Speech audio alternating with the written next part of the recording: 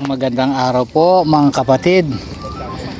Jerry, na po'y nasa mabuti kayong kalagayan, kapi-kapilin yung mahal sa buhay.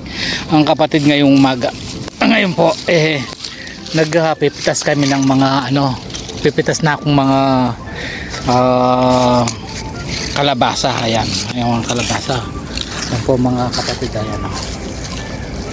Marami na po ito, pwede na po kasi ito pwede nang harvestan mga kapatid. Tsaka itong mga ganito, masarap po ito mga kapatid, itong mga kalabasang ito. Yan, marami po ito. Pero yung meron pa pong mga iba mga kapatid, hindi pa po pwedeng kuhanin kasi medyo pamura pa sila yan. Pero pagka sa mga susunod na araw siguro po yan mga kapatid, kukuha na po yan, po pwede na po yan. Marami po itong mga malalaki na to. Kaso lang po minsan dito kagaya nito hindi napapasya lang dito na konseo na alis sa tampok sa gawa rin na po ng init mga kapatid. Ayan, marami pong malalaki.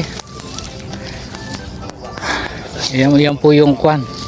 Itong aking pamangkin na yan, kasama ko siyang mangunguha ngayon. Ang dami po ng kalabasa. Ayan, aming kukuhanin sa kapong ito.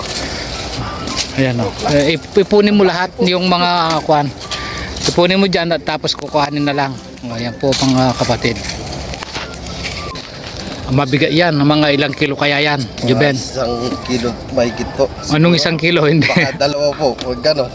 Akin na nga, hindi ka marunong kahit tatlot kalahati Ako alam ko na kaagad to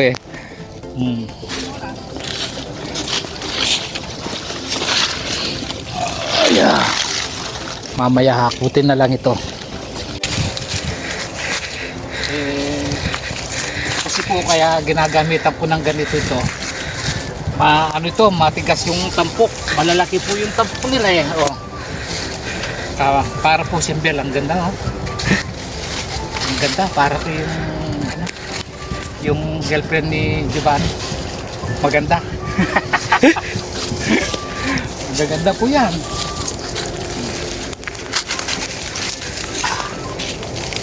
Mabigat po iipon ko po dito para sa ganon. Isang hakutan na lang kaya. Ayan sila. Marami po tayong makukuha dito mga kapatid. Yan lang po ang ginagawa ko sa tuwing summer. Kaya magtatanim tapos pagka pwede nang harvestan na hanggang sa pagdating ng taglamig. Meron po kami naka-stock. Tapos meron din po kami may bibigay sa aking mga pamangkin, sa mga apo, mga anak. Yan. Kaya dito po hindi kami gugutumin dito mga kapatid kasi kailangan po kasing magtanim Kagaya namin laki kami sa hirap, laki kami sa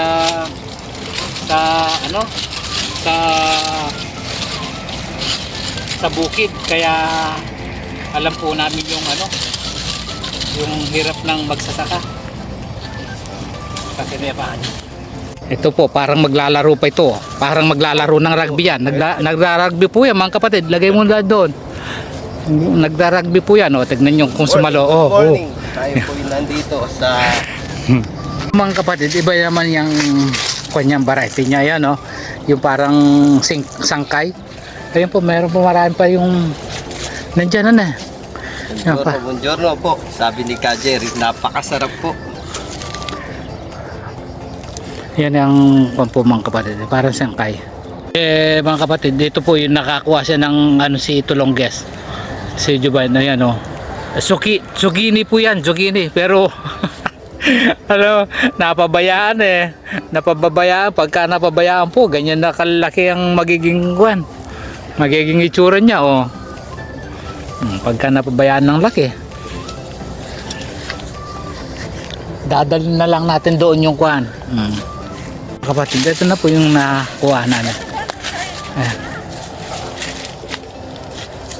Ayan ang kuhan na itinambak muna namin dito.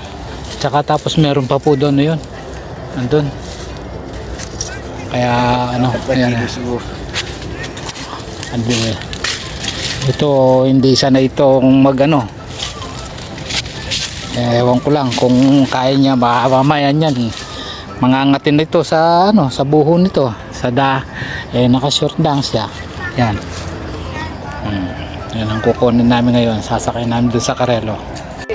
Na ito po dito namin lalagay ito.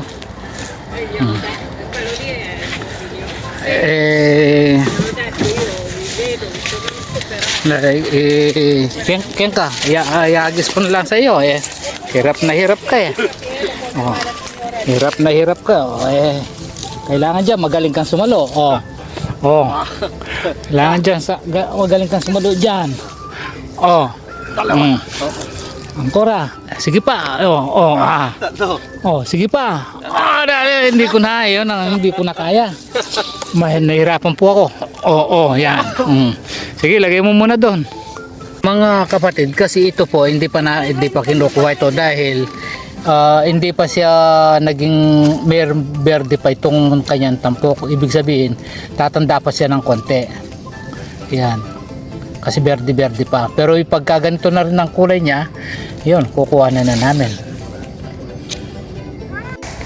Ito po mga kapatid ang Ilang kilo kaya to? Madami yan. Isang ano?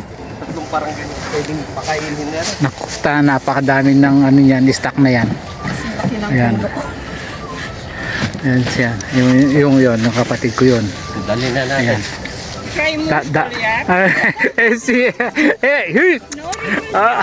Naribalta huwag mong itomba pagka natomba yan magpupulot tayo.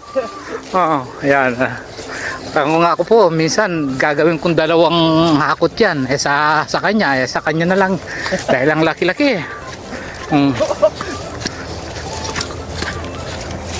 Ang laki-laki niya. Sayang yung kanin na pinapak.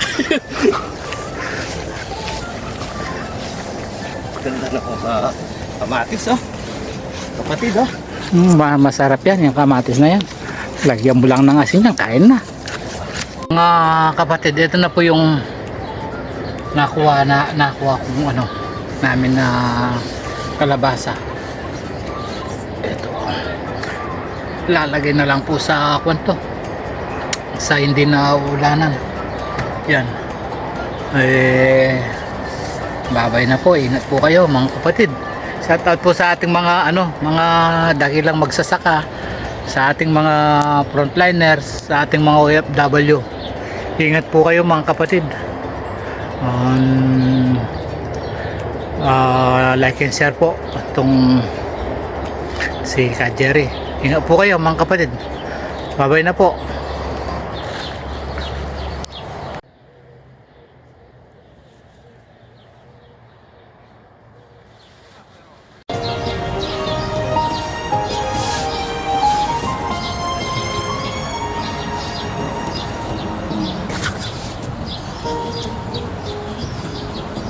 Hello po mga kapatid. Magandang araw po. Ka Jerry. Nawa po nasa mabuti kayong kalagayan at kapiling ninyo ang inyong mga mahal sa buhay. Mga kapatid, meron pong nagpapasalamat sa atin dahil nung umuwi po kami dyan sa Pinas, marami pong naging katulong ko na mapapasaya nila ako. Napasaya po nila ako mga kapatid, kaya nagpapasalamat po sila sa akin. Sila po mga nakasama natin at napasaya nila rin ako, kaya nagpapasalamat po sila sa ating mga kapatid dyan sa Pinas. Maraming salamat din po sa inyo mga kapatid. At sana sa susunod kita-kita rin tayo uli na mapapasaya nyo rin kami uli lahat ng buo ang aking buong pamilya. Maraming salamat po sa inyo.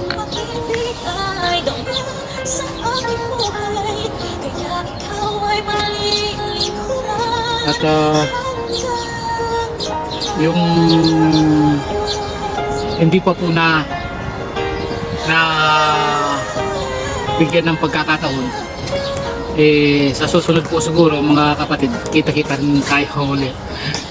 At maraming salamat sa inyo.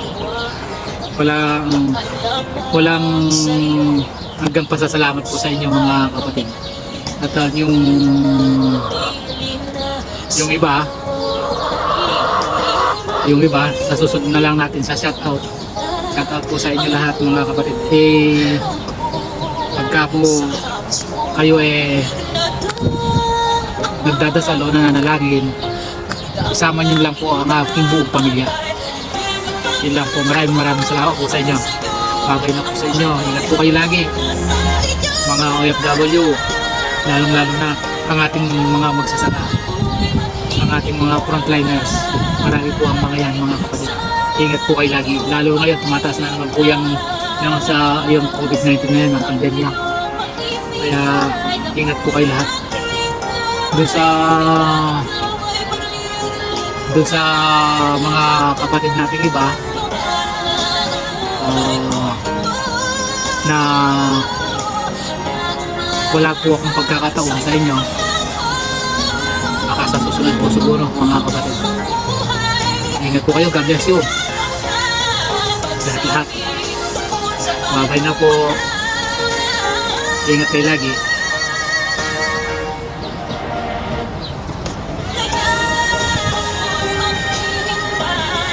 Nandun yung mga manok.